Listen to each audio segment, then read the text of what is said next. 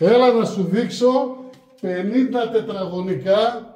Πού αλλού? Στους αμπελόκηπους. Αμπελόκηπους Θεσσαλονίκης. Βλέπω δεν είναι άμεσα κατοικήσιμο. Χρήση ολικής ανακαίνησης. Γιατί ο Δημήτρης Παπαδόπουλος είναι για τις ειδικές αποστολές. Όλα πωλούνται, όλα αγοράζονται. Λοιπόν, 55 τετραγωνικά του 1970 η οικοδομή. Πάμε λίγο να δούμε και τον υπόλοιπο χώρο, σε παρακαλώ. Πρόσεχε.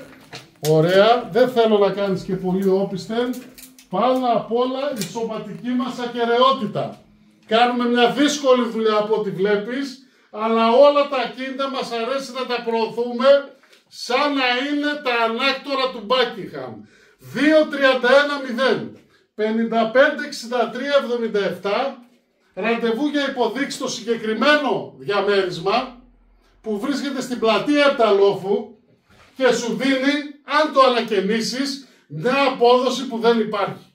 Ενόχλησέ με στα social, TikTok, Facebook, Δημήτρης Παπαδόπουλος, Remax Best, στείλε μου προσωπικό μήνυμα και όπως το προηγούμενο, αν δεν προλάβεις, δεν θα φταίω εγώ, οπωσδήποτε τηλέφωνο άμεσα. Πάμε λίγο.